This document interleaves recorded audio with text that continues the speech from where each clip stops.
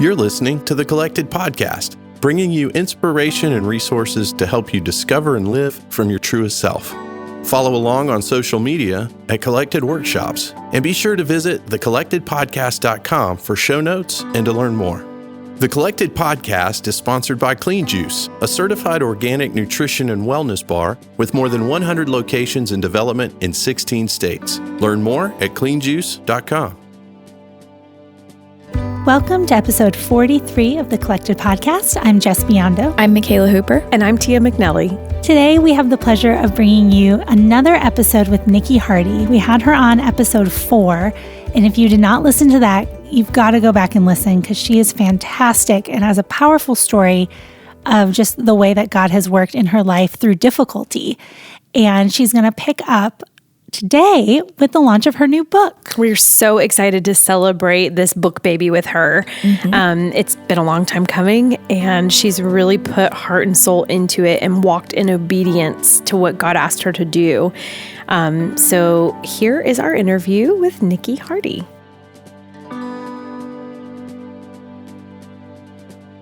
Niki Hardy, welcome back to the Collected Podcast. We are so excited to see you again. Oh, it's so good to be here. Yeah. So it's been since episode 4 that we've been apart, and we haven't really talked a ton. But I am definitely following your journey. I know we've all been so excited for your book, Breathe Again, that just came out this week. Woohoo. So excited.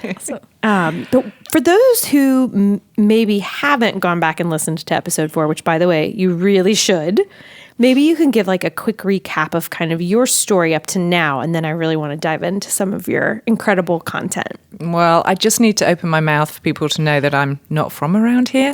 So yes, I'm a Brit living here in the USA, and having lost my mum to cancer, 6 years later, I lost my sister to cancer. Theirs was both small cell aggressive lung cancer, and they both survived about 14 months after diagnosis. But then just 6 weeks after I lost my sister to cancer on New Year's Eve, 2011-12, just as the ball was dropping, 6 weeks after that, I was diagnosed. And mine wasn't lung cancer like theirs. Mine was rectal cancer. So yeah, as you can imagine, I thought the heat-seeking missile of death had kind of locked in on me, and it was my turn, and my world fell apart, and the bottom fell out of my world. And given the type of cancer I had, then the world fell out of my bottom. So we've had all the poop jokes. Go ahead, roll them in. I don't mind. Oh my gosh. I was just saying this is the first time we've had someone back for a number 2, just for you. Yeah, exactly. Yeah. So, since we've been apart, you have been working feverishly on getting this book written. So talk to us a little bit about kind of how the Lord led you to writing Breathe Again, and sort of what your mission is in following that through. Yeah, well, I found that, as I was going through treatment with chemo and radiation and surgery and more chemo, and I had an ostomy bag where I could walk, talk, and poop all at the same time, a medical miracle, but at the same time it had its difficulties when it would leak in Target and those kind of lovely things. But what I found was that I came to a point where, having said, well, I'm a survivor, I'm British, I've got a stiff and perfectly waxed upper lip, I'm going to keep going and survive, then that's all I was doing. I was merely surviving this life that I never signed up for. Someone had put me on the cancer train, and, I had never bought a ticket. So I was in this purely survival mode. And then I met people who called themselves cancer thrivers, not just survivors. And there was something in that was so enticing and so inviting. I was like, ooh, I want what they've got. Somehow they weren't denying that life was really painful and rough and horrible and words that I can't say on air. But in it, they were finding more when life had handed them less. And I was like, I want that. And then it got me thinking about how God says, that Jesus said, I have come that you might have life, and life to the full and in abundance, and all these wonderful overflowing with life and energy and hope kind of words. But then he also says, well, we're going to have storms. And I think what I had done is I had separated those in time and space and thought, well, I'm going through my storm right now. And once this is over, then I'll be able to live life to the full and have my life back. And I think for one, I think that's theological nonsense. I don't think that's what, Jesus meant. But for so many of us, whether you're dealing with depression or chronic illness or you've lost a loved one, the storm never ends. You're in it permanently.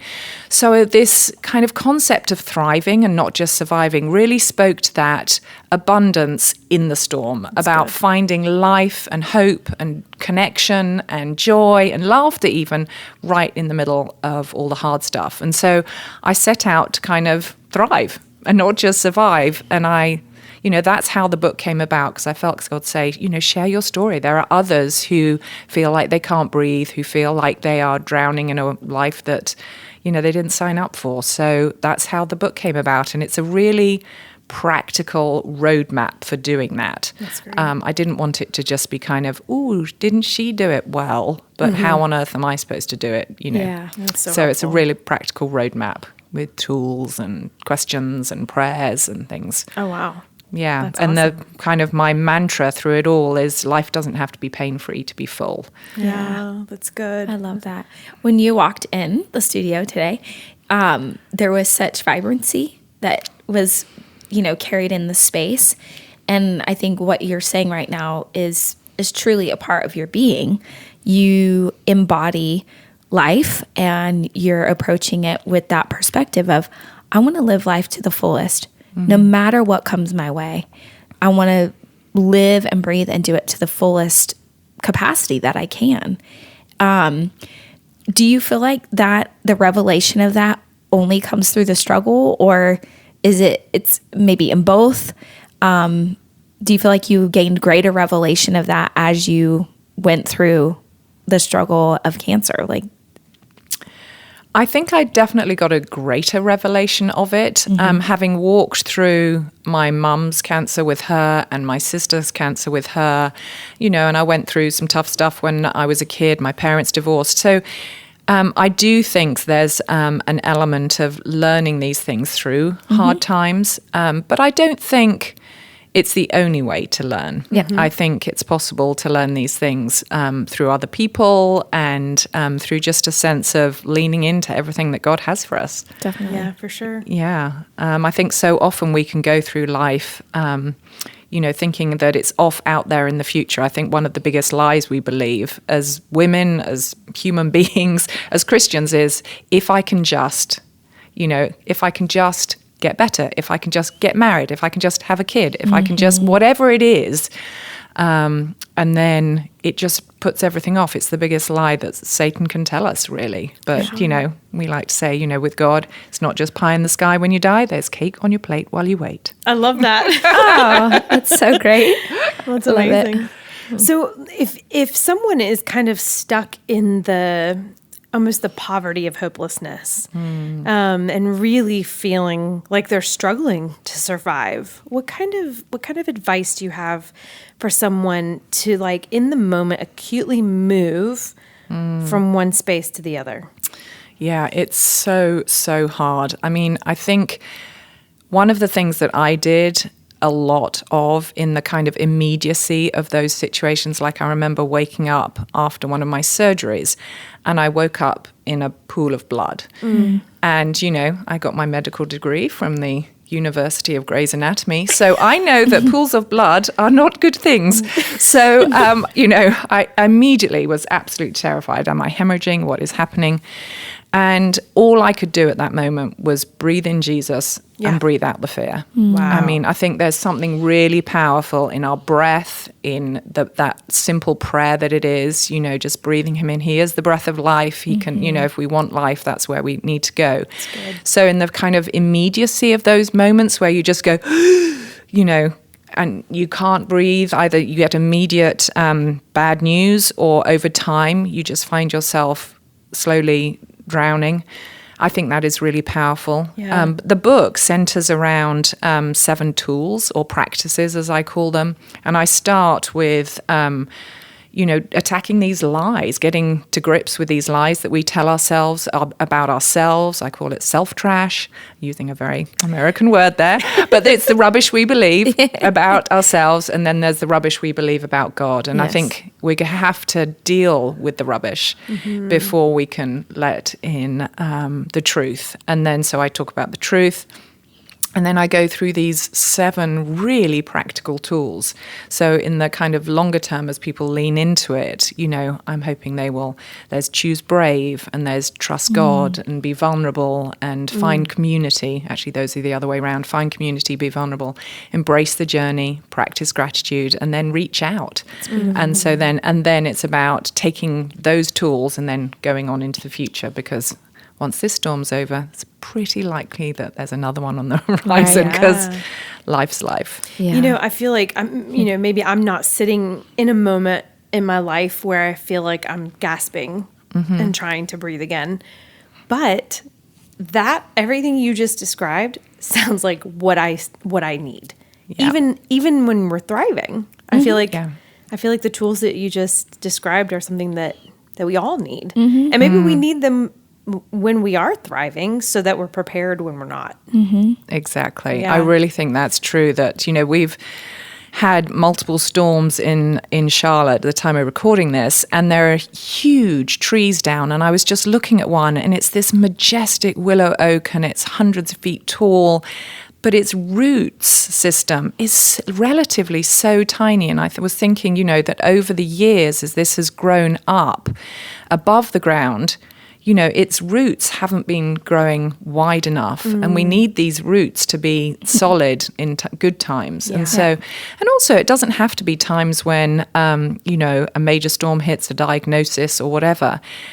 Just when one of my teenagers is late for curfew, I'm like, okay, God, breathe you in, trust, and, those kind of things. Or any situation that's small and we get buffeted by the waves of life. Those are the times when we need what's the brave choice? I talk about how choosing brave doesn't need to be big, just needs to be intentional. And sometimes that's just getting up in the morning when your depression is really knocking you for 6, or speaking up to your boss who's a bit of a jerk. Those small, brave choices. It's not about who we are. You don't have to be brave in order to act bravely. I love that concept of acting courageously doesn't have to be some huge valiant event. It can be the very smallest thing. I think that's for me today. That's good. I'm just sitting here thinking, you can only hold your breath for so long physically. Yeah. And how powerful that reminder is to breathe again. To really be intentional and be aware, and to know, and in yourself, like, okay, just breathe, like you said with your kids, like, just breathe in Jesus and breathe out the fear or anxiety or whatever. And what are some practical things, like for you personally, that in this season that you are doing to put that into practice? Ooh, well, kind of a little bit of a smorgasbord of all of the different practices. Having written a book, then you're kind of like, gosh, as each situation comes up, it's almost like, well, what would I say to myself if I was sitting down with myself for coffee? What would I say? And so trusting God. We're beginning to be empty nesters and things, and the kids are making decisions from themselves, and some of them are fantastic, and some of them, I'm like, golly, your prefrontal lobe is still a load of gooey slime, isn't it? And so, I'm having to trust God with them. They're ultimately His, and being brave in, putting myself out there with the book. I share my story. I share the story of other thrivers, and I share women of the Bible. And it's, it's a thing to put yourself out there, and to be vulnerable in conversations, and to be vulnerable about letting people into my space, and finding community. I talk in the book about, I'm an extrovert who's never met a silence she can't fill, but I've always been a bit of a community phobe. I was a bit kind of nervous of all that kind of intimacy and kumbaya and let's do all this together. But actually, we need people to journey with us. Thriving is a team sport. And so bravely stepping into that. So just a little bit of everything as I walk forward. How can I reach out to others without exhausting myself? And, because we kind of feel like, well, my world's fallen apart. I can't be the glue in somebody else's world. But actually, a text, a prayer, a little conversation, a casserole, all these ways are ways that actually we end up gaining far more than we can ever give. Yeah. So it's kind of, I try and live this daily. If you are a clean juice fanatic like we are, you have probably been racking up the reward points, but you may not have gone digging in the app deep enough to see that there is something called VIG status. What is that, Tia? That is VIG. very important guest status. Guys, if you spend $2,500, which, let's be real, It's totally easy that to stuff do. is so delicious. And there's no time limit, right? No. So you could take a couple years to do that. Yeah, I guess so. Well, here's the thing is you get tons of perks. You get this, a swag box. So all kinds of clean juice swag, and then you get other freebies and you get invited to exclusive clean juice events, which sounds amazing. Yeah. You get a little birthday surprise, you get extra points, you get $10 off of a product. Like, I'm just looking at the list of perks here. It's pretty amazing. List goes on. Yeah, so just keep racking up those points, guys. Yeah, get the app, scan every time you go and shop, and it'll add up before you know it. And be the next VIG.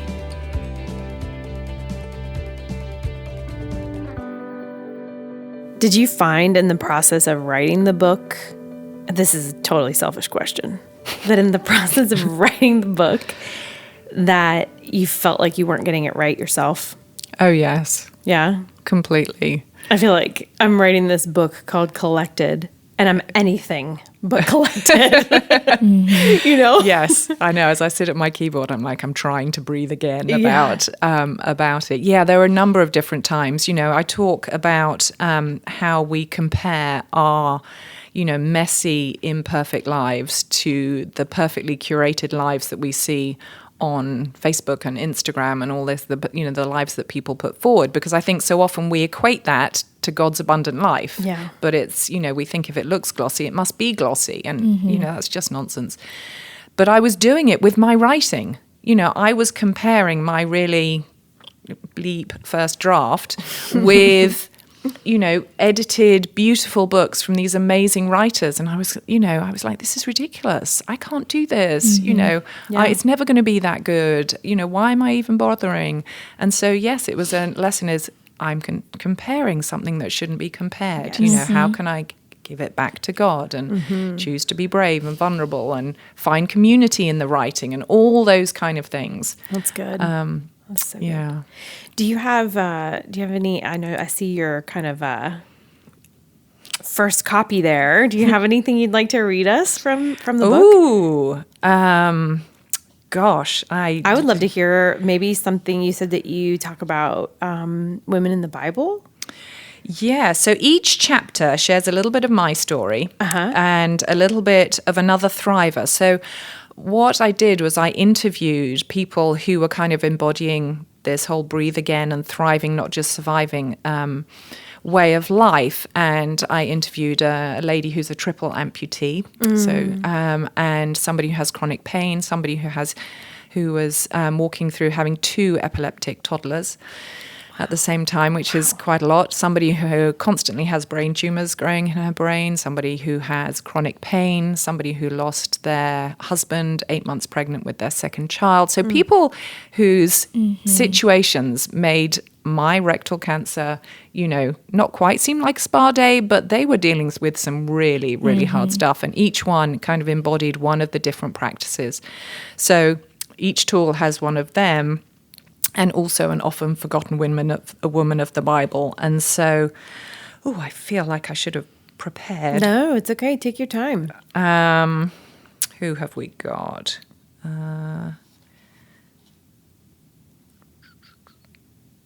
It's completely fine. Okay. Yeah, we can blood. We'll edit this. Can you pause. edit this? Yeah. Edit this out. Okay. I will talk about practicing gratitude. Oh, great. Perfect. Okay, so this is in the chapter Practice Gratitude, and I talk about Mary, and this little section is called The Gratitude of No Ordinary Teenager. Outwardly, Mary seemed like a normal teenager, nothing to write home about. Like most girls her age, she was already betrothed and had her life mapped out in front of her. Marry the carpenter Joseph, have a few kids, and live happily ever after, while honouring and trusting God. She was no different from any of her girlfriends until a tall, dark, and handsome angel made a heavenly appearance in her living room. Okay, so there's no biblical evidence Gabriel is George Clooney with wings, but can't a girl imagine? Gabriel throws an almighty curveball at Mary's nice, calm, planned-out life, sending it completely off course. Before this encounter, her life wasn't exactly to die for, but being chosen to be the unwed mother of the Messiah was no upgrade. She knew all too well what it meant. As an unmarried, pregnant teenager, she faced divorce and possibly death. Her good Jewish parents, along with the rest of her community, would tear their clothes, mortified, then disown and shun her. In a nutshell, Gabriel's news shattered Mary's world. I just love Mary. On the one hand, she's so human and relatable, and on the other, she's a spiritual marvel, the woman I want to be when I grow up. This shattering knocks her for 6, but after she questions her heavenly messenger about a few practical details and takes a moment to think, she's all in. I wonder if she knew what she was getting into, or if Gabriel's heavenly presence, and I imagine piercing blue eyes, worked some heavenly spell. What happened when the light faded and his heavenly glow was just a memory? Did she question it as a moment of hormonal madness? Did she panic at the thought of what would lie ahead? We'll never know. Another mystery is why Mary hurried to her cousin Elizabeth's house. I wonder if she made the 90-mile trek through the hill country between Nazareth and Judea, feeling more and more anxious, her heart at 6s and 7s, with what she agreed to. While it's likely she was among a caravan of travellers, she would have been alone with her thoughts and her worsening morning sickness.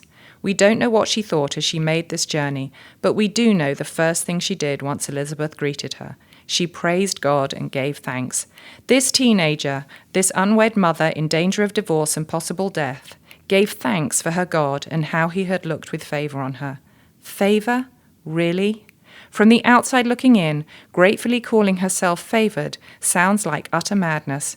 But from the inside looking out, it makes perfect sense. Mary knew this shattering was for her good and for the good of all people, and thanksgiving was the way to finding life within it. Wow. Whoa. Man. That is, I don't know if I've ever noticed Mary's gratitude.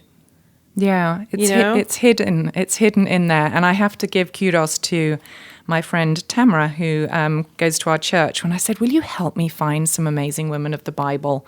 And I gave her, the tools that I was thinking about, and she came up with a whole ton of examples. And so, when I dived into the stories, I was like, "Yes, that's it," because we kind of think, "Oh, Mary, she's so wonderful," but what she went through as a teenager, and then in the middle, right off the bat, she's giving thanks. Wow. That's powerful. Are you going to do an audiobook of that? I have done an audiobook. Yes. Yes, it was very exciting.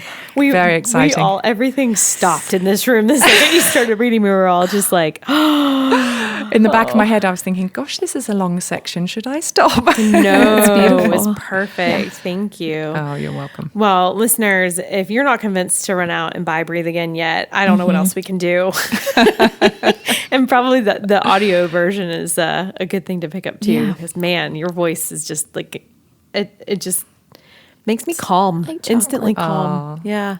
Thank you. So Thank you, awesome. guys. Well, my hope is that people have this roadmap, this practical set of tools, because when I was going through it, I read memoirs and devotions, and they were all inspiring, and they all gave me hope. But then I was like, okay, so how do I trust God? And then I was like, and I tried, and I was like, no, I'm still pissed off at you, actually, God. Yeah. And so I try and be super practical, because that's what we need Yeah. when, we can hardly breathe. It seems like you might have written the book you wish had been around when people were giving you all the books. Exactly. Yeah. And, I say that it's kind of part BFF, It's part spiritual cheerleader and coach and 100% down to earth. You know, I'm That's totally kind of me. you in a nutshell, really. That's great. It's like you even brought George Clooney into that. I mean, yeah. Gosh, yes, well, why not? Why not? Well, Niki, thank you so much for joining us again on this show. We really appreciate it. And we can't wait to see what else God does with your story. Thank you so much. It's been a joy as ever. You guys are the best. One thing that I love about Niki is that she brings her sense of humor into something that is really difficult. Talking about her process of having cancer and losing family, and then writing this book. And as she read, she brought in humor in such a way that just, I don't know, it's so powerful how laughter and humor can break down barriers and can really soften us to soften some of the hardness that can develop over time when you're going through something really difficult. Yeah, we just had the pleasure of spending some time with Steve Backlund from Igniting Hope out in Redding, California. And he really talked about how laughter is a weapon. Yes. And it breaks down. Oh. Yeah, isn't that great? Mm-hmm. It really kind of breaks down the things that the enemy's trying to throw at us. And we can just laugh in the face of the lies, you know? So, yeah, I love her sense of humor. Yeah. And her accent. You guys, go get that audiobook. Yeah, seriously. I was like, hey, BBC. So. Oh, man. Seriously, go grab Breathe Again. Yeah, the tagline is how to live well when life falls apart. And I mean, Niki just lives that out every day. And I'm excited to read this book. Yeah, me too. Me too. Yeah, I feel like I need it. It's great. All right, guys, go buy the book. Check out Niki Hardy. Definitely, please rate, review, subscribe, share, all Give us the a things. We would appreciate it so much. It really makes such a big difference when these messages from our guests on the show can make it to the ears of new people. The whole point is to get God's goodness and our stories and testimonies out into the world. That's why we do this. And so we really appreciate it when you share the love. We'll see you back here next week, guys. Thank you for listening to the Collected Podcast. Be sure to subscribe, rate, and review. And if you like what you've heard, we'd love it if you would help spread the word. Check back here for weekly episodes dropping every Thursday. You can follow Collected on social media at Collected Workshops. Find the Collected Podcast on Patreon at patreon.com/The Collected Podcast. That's PATREON. Become a patron for as little as $1 a month to gain access to bonus content, early bird ticket sales, exclusive contests, and more. You can also find Tia at Tia McNelly Notes, Jess at Spreza Foundry, and Michaela at The Creative Space NC. Collected proudly supports and partners with Flourish Kenya, a nonprofit working to prevent and support unplanned adolescent pregnancy in rural Kenya. Learn more at flourishkenya.org. Support for the Collected Podcast is provided by Clean Juice. Learn more at cleanjuice.com and be sure to check out their lifestyle arm at wellhappyandkind.com. Podcast recorded by Jacob Early. Music by Asaph Alon.